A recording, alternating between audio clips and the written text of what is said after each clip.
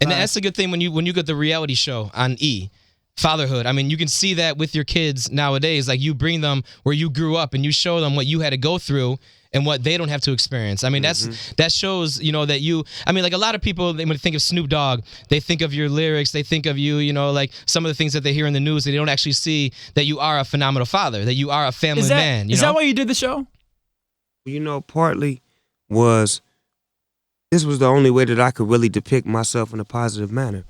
Where nobody could judge it or really just say, well, it's fake or it's a cover up or he's just doing this to get in favor with the courts. It's real. You know what I'm saying? And I knew that, I go home every night to my family and I know they're a TV show. You know what I'm saying? Right. I know I'm like, man, I watch TV and I'm looking at this. I'm like, man, I need to get some cameras up in here and film this. So, the E! Channel wanted to do a Snoop Dogg, reality show, but that wasn't interesting to me because I don't live wild and crazy no more, so I couldn't give you all of the dynamics that I used to could give you with the girls and this and that. Right. So I felt like maybe if I show, me as a father and a husband with my wife and my kids, I'm still Snoop Dogg, still fun, but letting my wife and kids become a part of it. Now you see that I'm a regular person instead of me being some sort of superhero. Right. Now, do you actually watch what E! plays back? Do you sit with your family and watch the Snoop Dogg reality show Fatherhood?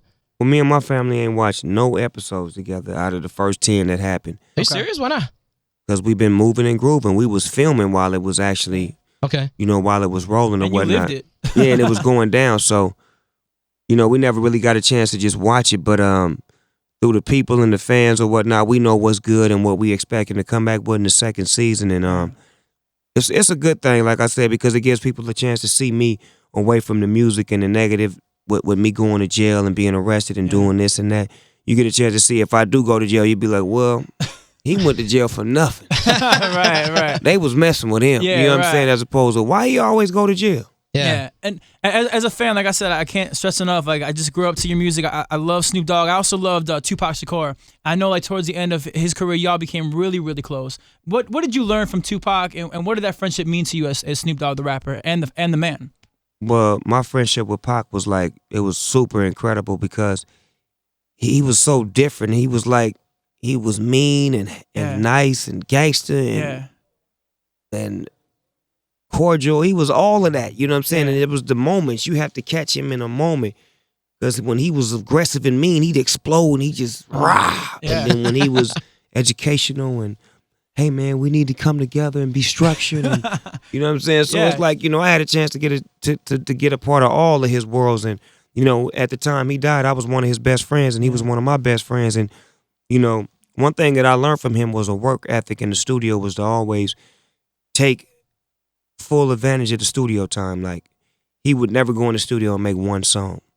He would make 6 or 7 songs in one day.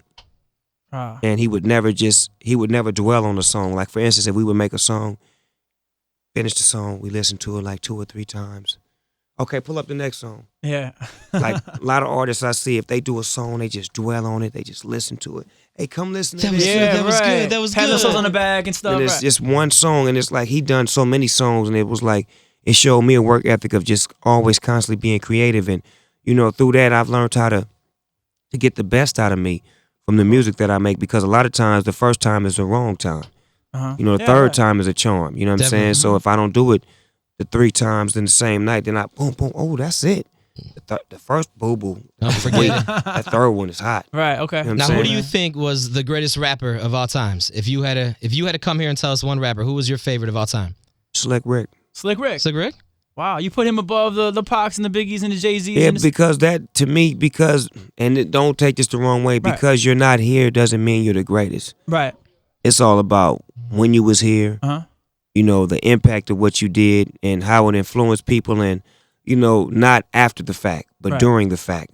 Okay. What was the impact of your music when you was here? Okay. And a lot of these guys impacted when they were gone, when people said we're not going to be able to hear them anymore, and they really got into them.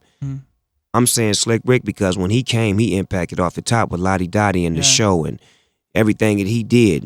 Children's Story. He was always impactful, and you know what I'm saying. His voice, his style, his originality, his storytelling ability, his just being from London. Yeah. Yeah. Right. And being able to come over here and stand tall through it all. His records impact me the most, you know what I'm saying? Because he told stories and he made me want to tell stories. I didn't want to rap like Run DMC or rap like I wanted to rap like you do tell a lot of Slick stories, Rick. yeah. You definitely do. And where does Snoop Dogg rank on that list in your mind? Like when people talk about the greatest, I mean, let's be real, dude. You changed the game of music. You and Dre together, you guys changed the whole sound of what was hip hop music. Where does Snoop Dogg rank in that list of greatest rappers of all time? I think I'm in the top 50, you know what I'm saying? Come on, man. For real, Be you know? Be for real. I'm being for real. I think I'm in the top 50. You think top 5 though? I don't know. Easy I don't know. top 5, Top 50 of all time greatest MCs, because there's a lot of MCs that never really got, you know, acclaim. True. Or really got the recognition that I got, you know what I'm saying? And I don't like to be greedy and take from others who did it before me. It's guys in New York, it's guys in LA, it's guys in the South, it's guys that have really set the trend for this. It's guys like Pretty C and, you know, Jimmy Spicer and, you know, Ice-T and Mixmaster Spade. These are guys that I listened to their music before I could make music.